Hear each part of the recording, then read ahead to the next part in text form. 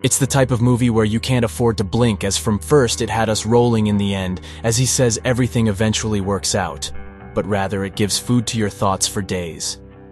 Mr. Nobody is a cinematic masterpiece that will leave you pondering the very fabric of your existence.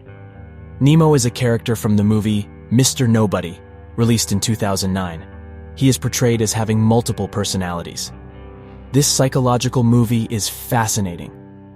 They take us on a journey deep into the intricate workings of the human mind, exploring captivating themes like identity, perception, memory, and the subconscious. These films have a way of challenging our understanding of reality and sparking thought-provoking questions about human psychology and behavior. Mr. Nobody. It is implied that Nemo's multiple personalities and imagined scenarios could be a manifestation of dissociative identity disorder, DID.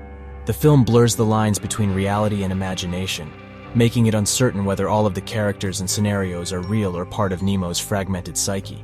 This adds to the intrigue and complexity of the story, leaving the interpretation open to the viewer's perception. A truly unique viewing experience. Jared Leto's performance as Nemo Nobody is brilliant, and the movie tackles deep philosophical themes like choice, time, and the interconnectedness of our lives. The visuals are stunning, the soundtrack is captivating, and the entire cast delivers stellar performances. Directed by Jaco van Dormael, Mr. Nobody is a story set in 2092. The last mortal human on Earth, Mr. Nemo.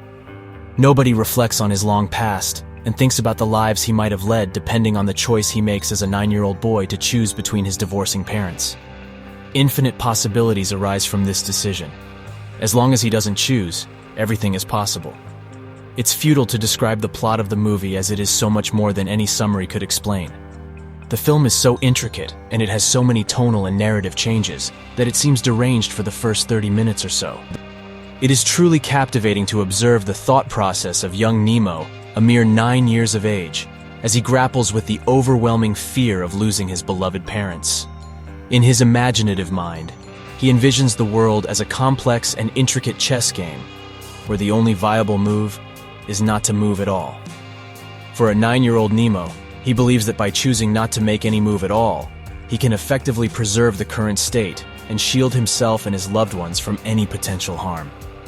It's quite complex how the movie is fragmented in its timelines, which leaves you in utter confusion for a while. I kept trying to hang on to a particular fragment of the movie thinking that it is the right fragment. But before I knew it, another sequence of fragments would be introduced, which would leave me muddled. I counted a total of 6 different possible timelines at the end of the movie. In Mr. Nobody, Nemo imagines 3 different lives with 3 different women, Anna, Elise, and Jean. Each relationship represents a different outcome based on Nemo's choices. With Anna, he envisions a stable and loving marriage. With Elise, he experiences a passionate but troubled relationship. Jean represents a life filled with adventure and unpredictability. These imagined relationships highlight the different paths and possibilities that Nemo could have taken in his life. The essence of the movie, I feel, resides in the choices that a person makes, the meaning of these choices. Why does a person choose a particular road? To what destination does this road lead? The endless possible scenarios of our life can happen just by a splinter of change occurring at a certain point in time. Nemo's disability to make a choice results in everything being possible. He chooses both and takes us for a ride through all these different possible lives.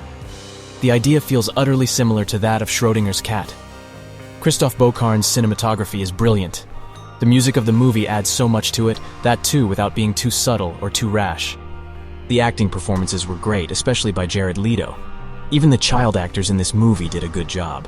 The accent of the main character keeps changing from British to American and vice versa, but it can be ignored. Incredible job done by the editing team of the movie for such smooth jumps back and forth through the different timelines. This is one of those movies where flaws in editing can end in disastrous results. Nemo escaped through his bad choices with his imagination, where he believes he can foresee the future. His mind has started to fill the gap for him since the day his parents quarreled, but his mind made him believe his parents kissed all day long. No matter the choices he makes, the depth he feels for Anna is the yearning feeling of a child for his mother. Nemo felt obligated to care for Ellis, just as he feels for his father. It was emotionally draining, but he remained committed. In the movie Mr. Nobody, Nemo's father expresses a fascination with Mars and talks about the possibility of life on the planet. He contemplates the idea of starting a new life on Mars, contemplating the unknown and the vast possibilities it holds. So he promised to travel to Mars to spread his ashes. There comes a time in life when everything seems narrow. Choices have been made. I can only continue. I know myself like the back of my hand. I can predict my every reaction. My life has been cast in cement with airbags and seatbelts. I've done everything to reach this point, and now that I'm here, I'm fucking bored. Nemo chose all the right paths, ditched all the accidents that he might have gotten into, and now he's fucking bored. Mr. Nobody's conclusion challenges the concept of right and wrong decisions, urging us to embrace life's uncertainties and make choices with confidence and authenticity. It invites us to appreciate the beauty of the present moment and the infinite possibilities that lie ahead.